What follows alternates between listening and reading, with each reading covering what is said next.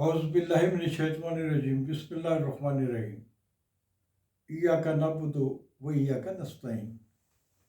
ख़ावर name Hashmi official में आप सब कर्म फरमाओं की खिदमत में सलाम पेश करता हूँ। ख़ावर नेम हाशमी ऑफिशियल को आप लोग जिस पसंदीदगी से देख रहे हैं और जिस बड़ी तादाद में सब्सक्राइब कर रहे हैं, इसके लिए मैं आपका शुक्रगुजार हूँ। लेकिन इसके बावजूद जिन लोगों ने अभी तक मेरे इस चैनल को सब्सक्राइब नहीं किया, उनसे दरख्वास्त है कि वो बराए करम फौरी तौर पर इसे सब्सक्राइब करें। हमारी आज की कहानी है अदाकारा दीबा के हवाले से। अदाकारा दीबा के हवाले से दो कहानियाँ मैं आपको पहले भी सुना चुका हूँ और ये कहानी उन कहानियों से ज़्यादा ताकतवर है, क्योंकि ये कहानी है मेरे और मैडम दीबा के दरमियान जो एक बहुत अच्छा ताल्लुक़ था, बहुत अच्छी दोस्ती थी, वो अचानक कैसे ख़त्म हो गई। मेरी ये कहानी आपको ये भी बताएगी कि बसा औक़ात बड़े बड़े मजबूत ताल्लुक़ मामूली सी बात से भी ख़त्म हो जाते हैं, टूट जाते हैं, और इस मामले में हमें बहुत हिसास रहना चाहिए कि ताल्लुक़ और दोस्ती को कभी टूटना नहीं चाहिए। मैं आपको पिछले व्लॉग्स में बता चुका हूँ कि अदाकारा दीपा ने, जो मेरी पसंदीदा तरीन अदाकारा है,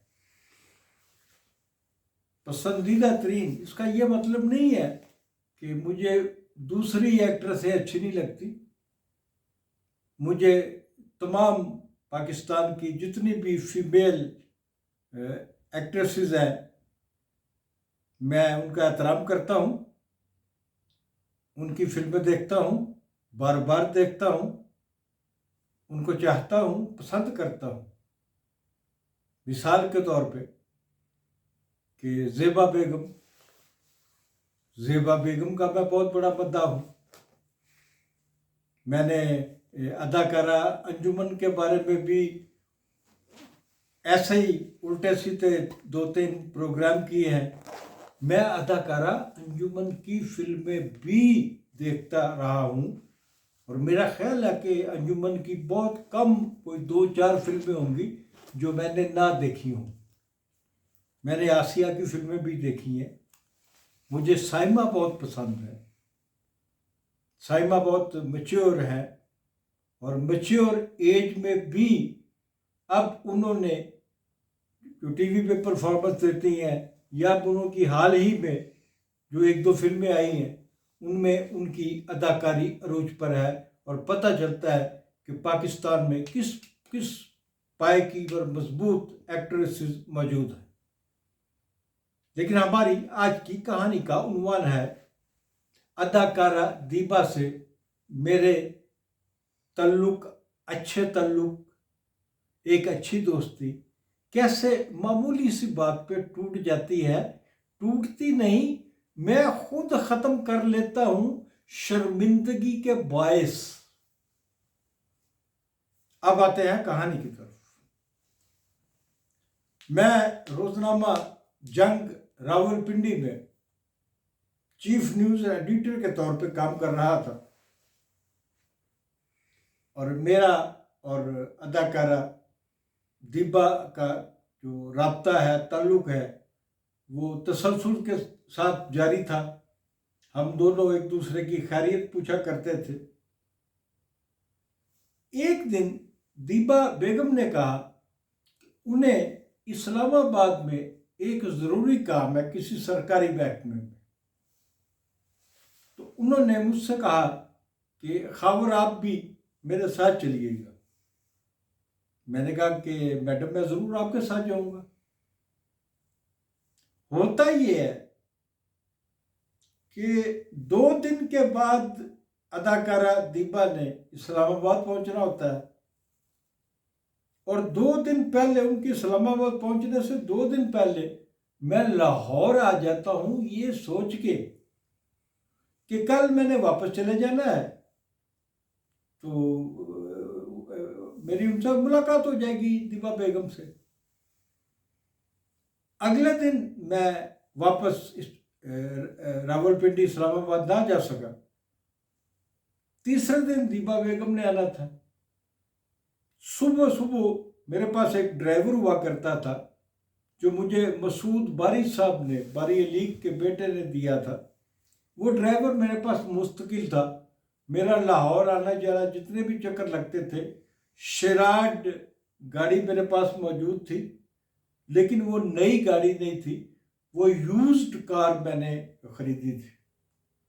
वो अक्सर ख़राब हो जाया करती थी। तो मैंने जिस दिन दीपा बेगम ने रात को पहुंचना था, उस सुबह लाहौर से रावलपिंडी के लिए रवाना हुआ। रवाना होते होते दोपहर हो गई। फिर भी सोचा कि दीपा बेगम ने तो रात को पहुंचना है वहां, तो कोई बात नहीं, मैं इंशाल्लाह पहुंच जाऊंगा। रास्ते में गाड़ी खराब हो जाती है। जब गाड़ी खराब होती है, 1, 2, 3 या 3 से भी ज्यादा वर्कशॉप्स में उस गाड़ी को ले जाया गया और हमें बताया गया कि जी इसका इंजन सीज हो गया है, इसका इंजन नया पड़ेगा। नए इंजन के लिए उसे काबली इंजन कहते थे। काबली इंजन के लिए जितने पैसे दरकार थे मेरे पास वो नहीं थे, लेकिन बिलाखिर एक दुकानदार ने, एक मैकेनिक ने मेरी उस गाड़ी को ठीक कर दिया। गाड़ी ठीक हुई तो शाम पड़ चुकी थी। दीपा बेगम के मुझे फोन आ रहे थे कि वो इस्लामाबाद पहुंच चुकी हैं।